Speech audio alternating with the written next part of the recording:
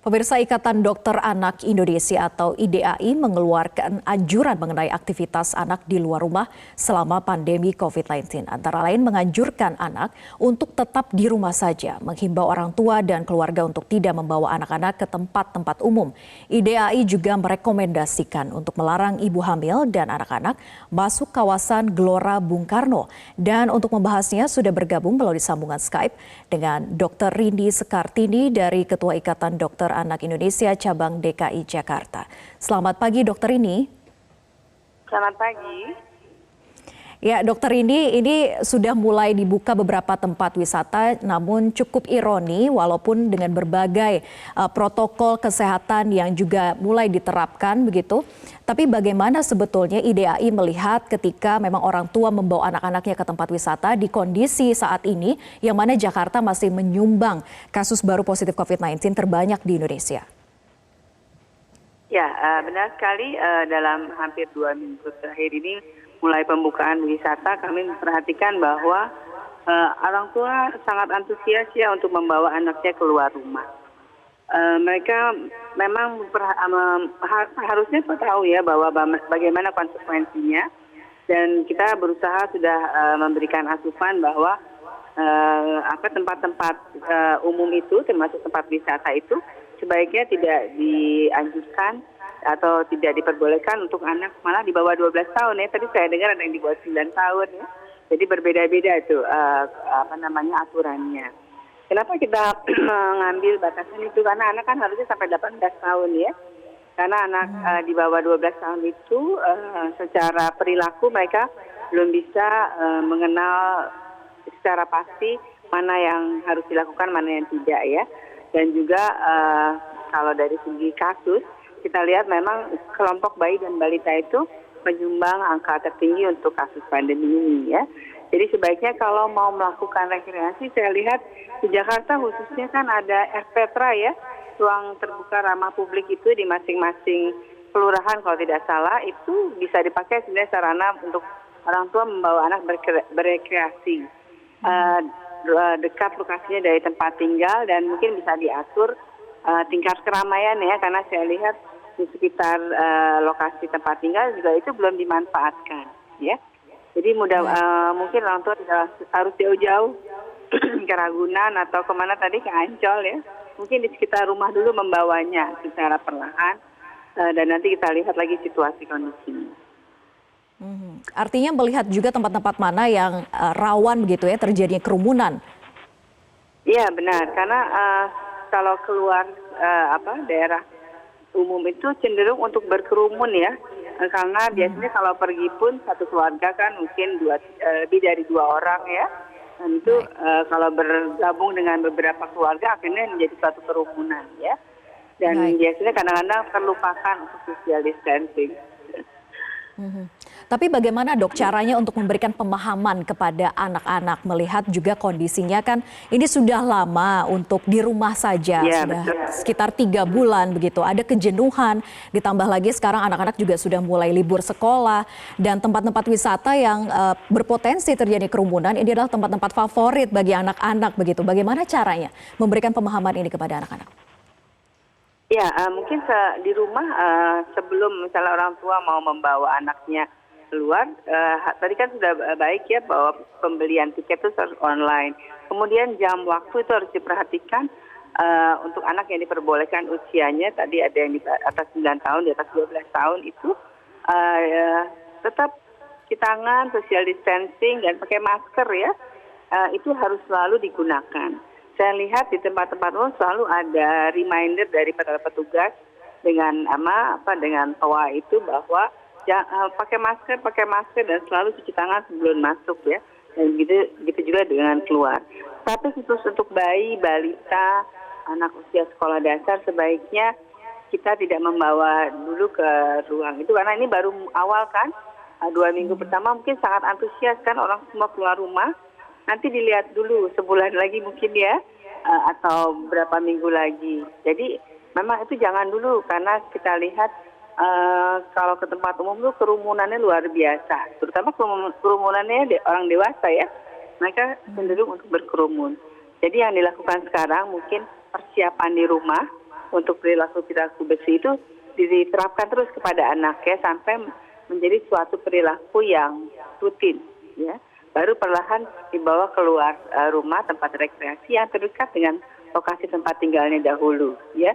Jadi jangan yang ke tempat-tempat besar yang banyak orang.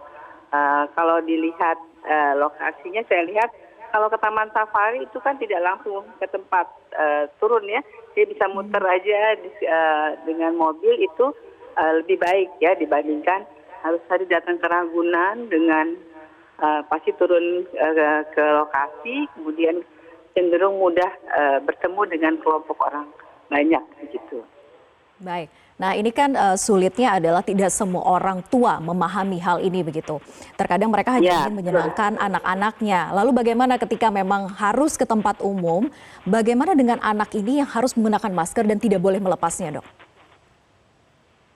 Nah itu dia, makanya pembiasaan itu kan harus dilakukan. Jadi biasakan dulu di rumah, anak dalam beberapa jam menggunakan masker gitu ya. Misalnya tadi mau jalan ke Ancol gitu ya. Dan di rumah dilakukan pembiasaan dulu dalam beberapa hari. Kemudian lihat responnya bagaimana anak menggunakan masker dalam beberapa waktu yang cukup lama. Ya, itu ada anak yang bisa menerima, saya lihat ada anak yang sama sekali tidak bisa. Ya, jadi itu harus dilakukan berulang kali sampai mereka nyaman. Baru kita datang ke sana dan mungkin kalau di Ancol kan bisa juga dengan di mobil saja ya, berkeliling tanpa turun.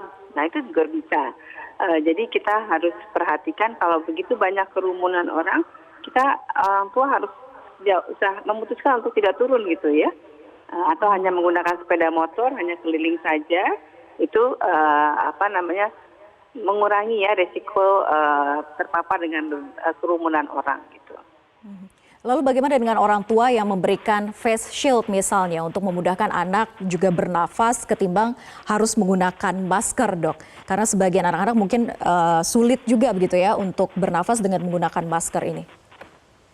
Kalau face shield itu jauh dari perannya dengan masker ya. Karena kan tetap terbuka ya. Face shield itu kan sebenarnya menghindari percikan kalau ada orang batuk atau ada orang terutama batuk ya. Jadi memang yang utama adalah menutup lubang-lubang ada di tubuh anak ya, yaitu lubang hidung, lubang mulut ya. Jadi itu harusnya menggunakan masker. Dan masker kain itu cukup bisa digunakan untuk anak gitu. Jadi nggak bisa tuh pakai face shield tanpa masker. Harusnya yang optimal kan dua-duanya ya. Gitu. Jadi tidak dianjurkan hanya menggunakan face shield saja begitu ya, Dok? Ya, baik. Enggak harus pakai masker ya. Tetap masker tidak Dan tergantikan. Ya, masker tidak lalu kalau kita lihat, kita lihat dari sisi faktor kerentanan, sebetulnya seberapa rentan anak-anak ini ketika memang harus berada di tengah kerumunan, keramaian, apakah memang karena faktor imunitas juga sehingga ini berpengaruh, Dok? Ya, kalau dilihat kan memang imunitas seorang anak itu harus dibangun kan, harus dibangun dari waktu ke waktu ya. Dengan terpapar penyakit yang ada di alam, tubuh mencoba untuk membuat antibodi dalam tubuhnya ya. Dan itu perlu waktu. Jadi kalau orang dewasa kan waktunya hidupnya sudah lama. Jadi dia sering terpapar dengan penyakit dan berbagai dia tubuhnya mencoba membuat imunitas sendiri. Jadi perlu waktu. Jadi kalau bayi pasti waktunya kan baru sebentar ya. Jadi imun yang terbentuk masih sedikit gitu. Jadi itu ada korelasinya. Mengapa batasan-batasan umur itu untuk ke lokasi umum itu harus diperhatikan. Selain daya tahan tubuh, kemudian perilaku anak, secara perkembangan kognitif juga kan berbeda antara balita dengan remaja. Ya, mereka sudah berpikir formal, konkret. Kalau anak balita kan belum, mereka masih berpikir abstrak. Ya, jadi itu alasan mengapa kita mencoba membuat batasan untuk datang ke tempat-tempat umum ya. Jadi selain imunitas, faktor perilaku dan perkembangan kognitif itu memegang peran penting untuk orang tua mencoba membawa anaknya keluar.